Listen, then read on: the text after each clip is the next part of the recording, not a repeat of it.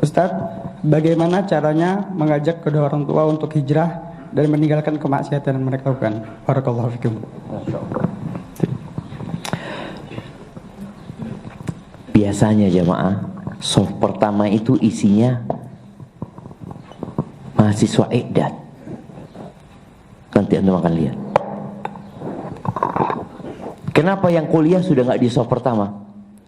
Ya Ustaz, ithar. Kan mereka belum pernah di soft pertama. Biarlah, dulu anak waktu di pondok soft pertama terus. Jadi kadang-kadang mahasiswa ini sudah futur ya. Dia masuk kampus sudah selesai. Anak 6 tahun di pondok Ustaz. Ini baru ini. Fresh. Ya masih imannya masih kuat. Baik, kita kembali kepada pertanyaan bagaimana nih seorang anak ya berbagi hidayah sama orang tuanya. Maka yang pertama, jadilah anak yang soleh. Jadilah anak yang berbakti kepada orang tua. Yang kalau orang tua antum ngelihat antum, dia senang. Bukan hanya penampilan, tapi bagaimana antum berinteraksi sama orang tua. Contoh jemaah ya, ini bicara akhlak ya. Ada yang mengatakan kunu du'atan wa antum shamitun. Jadi kalian pendakwah dalam kondisi kalian diam. Tapi antum berdakwah. Merapikan sandal orang tua di rumah ya.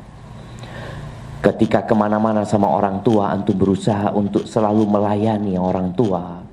Di rumah antum pulang pijet orang tua, bawa oleh-oleh orang tua. Nah, sekarang antum di kampus, antum telepon orang tua tiap hari. Hanya sekedar mengatakan, ayah, ya apa sehat ayah?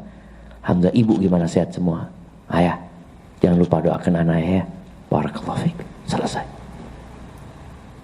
Jangan telepon kalau akhir bulan. Assalamualaikum ayah, fulusnya sudah habis saya. Jangan. Usahakan antum membuat hubungan yang baik sama orang tua. Sama ibu juga seperti itu ya. Kemudian bagaimana antum berhubungan baik dengan tetangga? Apa hubungannya tetangga sama orang tua? Tetangga ini yang akan mengatakan kepada bapak antum, anak antum Masya Allah ya.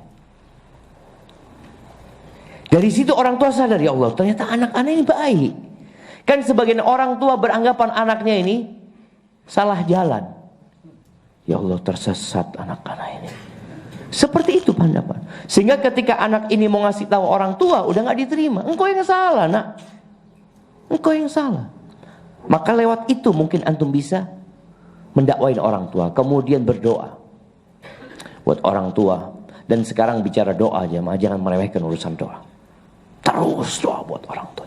Dan antum akan rasakan pengaruh doa itu kepada diri antum sendiri. Kenapa? Karena Allah mengatakan ud'uni astajib lakum. Kalian minta sama aku, pasti aku kabulkan. Maka berusaha antum berdoa. Kemudian juga sekarang dengan adanya teknologi, antum bisa pesan makanan buat orang tua antum di sini. Dapat kiriman dari orang tua, apa kesenangan abah sama ibu antum? Oh, kesukaannya martabak. Antum pesankan online. Dan antum pesan sama mereka, kasih tulisan. Bisa kan? Minta kan? Kasih tulisan. Dari yang mencintaimu orang tua. Jadi orang tua lihat, sayang anakku sama aku itu. Ini yang kadang-kadang kita tidak lakukan. Sedangkan antum kalau nunggu pulang, antum setahun cuma 2 kali pulang. Kedekatan anak sama orang tua mungkin belum terbangun, antum udah balik lagi. Nah, bagaimana kedekatan itu dijalin sejak antum ada di sini. Dan orang tua tahu antum bukan beban. Itu yang antum harus lakukan. Tadi yang sampaikan bagaimana antum bisa lulus 7 semester. Oleh ada seorang ustadz yang cerita sama anak.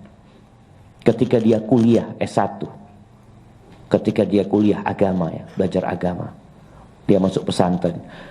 Dia lulus SMP, dia masuk pesantren. Itu abahnya marah-marah sama dia, nggak setuju. Sampai anak ini kuliah pun nggak setuju. Anak ini berusaha untuk menunjukkan kepada orang tuanya bagaimana orang tuanya bangga. Ketika dia S2, orang tuanya hadir. Ketika dia wisuda, artinya anakku ini berjuang untuk aku gitu, untuk mengangkat nama orang tuanya. Hadza wallahu a'lam bissawab.